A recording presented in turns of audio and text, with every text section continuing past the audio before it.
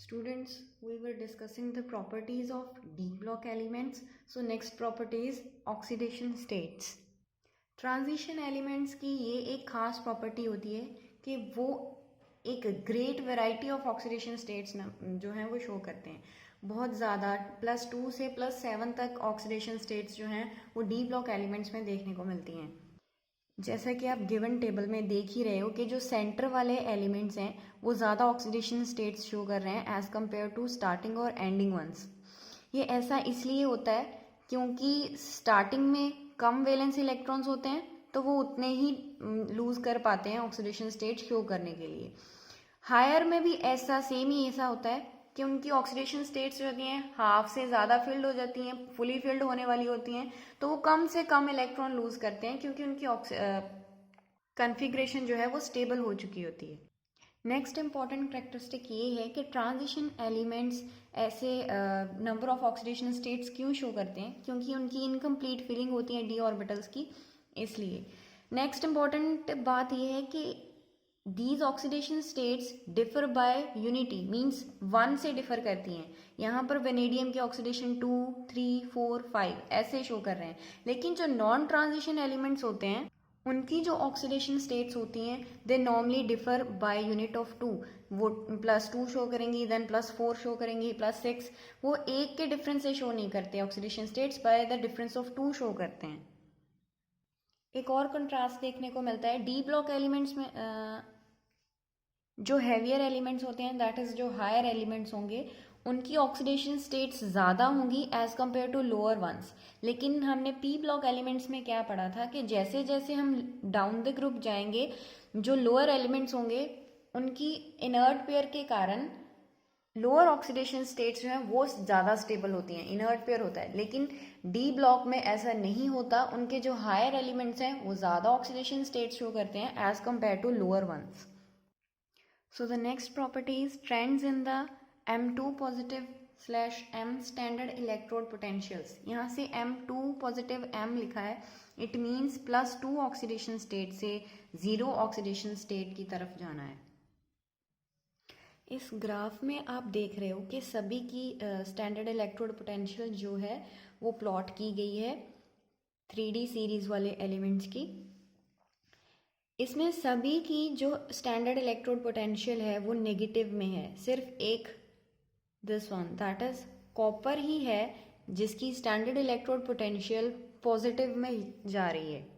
So this is the reason why copper show unique behaviour. The unique behavior of copper having positive electrode potential value account for its inability to liberate H2 from acids. इसकी positive electrode potential value होने के कारण ही जो copper है वो जब acids के साथ रिएक्ट करता है तब H2 जो है वो लिबरेट मतलब रिलीज नहीं करवा पाता. सिर्फ जो ऑक्सीडाइजिंग एजेंट्स होते हैं like nitric acid and hot concentrated sulphuric acid, यही जो है वो कॉपर के साथ रिएक्ट कर रिड्यूस होते हैं. अदरवाइज जो नॉर्मल एसिड्स हैं वो कॉपर के साथ रिएक्शन नहीं दे पाते. इस ग्राफ में आप देख रहे हो 2 तरह के ट्रेंड्स दिखाए गए हैं. जो रेड वन है वो ये शो कर रहे हैं कि थ्योरेटिकल डाटा से जो हम इंटरप्रेट कर पा रहे हैं कि ऐसा होगा, लेकिन जो ग्रीन वन है वो ये शो कर रहे हैं कि जो हमने एक्सपेरिमेंट किए फिर वैल्यूज़ कैलकुलेट की उससे जो डाटा है. तो इस ग्राफ में आप देख रहे हो कि मैंगनीज, निकल और जिंक की जो वैल्यूज़ हैं वो ज़्यादा नेगेटिव आ रही हैं. ये इसलिए आ रही हैं क्योंकि इनकी जो इलेक्ट्रॉनिक कन्फिग्रेशन है वो थोड़ी स्टेबल हो जाती है उनकी, और जो फर्स्ट और सेकंड आयोनाइजेशन एंथैल्पीज होंगी उनकी वैल्यू जो है वो ज़्यादा होगी, इंक्रीज कर जाएगी. दैट इज़ वाई उनकी स्टैंडर्ड इलेक्ट्रोड पोटेंशियल जो है वो डिक्रीज कर रही है, ज़्यादा नेगेटिव में आ रही है. दस वी कैन से दैट कि जो कन्फिग्रेशन है डी सबशेल की फिलिंग है वो रिलेट करती है किसी भी एलिमेंट की स्टैंडर्ड इलेक्ट्रोड पोटेंशियल वैल्यू से. अगर तो जैसे मैंगनीज में डी सबशेल हाफ फिल्ड है, जिंक 2 पॉजिटिव में फुली फिल्ड है, तो ऐसे केसेस में ये जो इलेक्ट्रोड पोटेंशियल की वैल्यू है वो ज़्यादा नेगेटिव आएगी. तो नेक्स्ट जो ट्रेंड है, trend in the M3 positive to M2 positive means +3 oxidation से +2 ऑक्सीडेशन स्टेट में जाना है.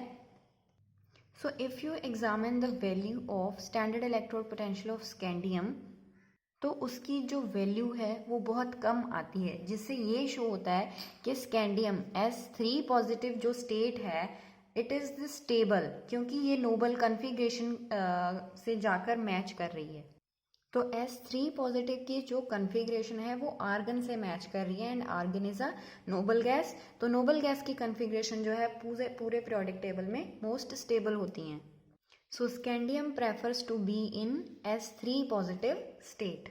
तो ये इजीली 3 इलेक्ट्रॉन लूज कर 3 पॉजिटिव स्टेट में आ जाता है।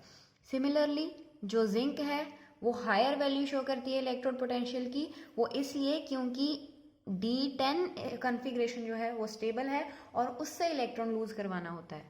सिमिलरली मैंगनीज के लिए भी हायर वैल्यू होती है, क्योंकि Mn2 पॉजिटिव में D5 कन्फिग्रेशन होती है and which is the most stable. Whereas in the case of iron इसकी एक्स्ट्रा स्टेबिलिटी हो जाती है Fe3 पॉजिटिव स्टेट के लिए, क्योंकि फिर इसमें D5 कन्फिग्रेशन आ जाती है।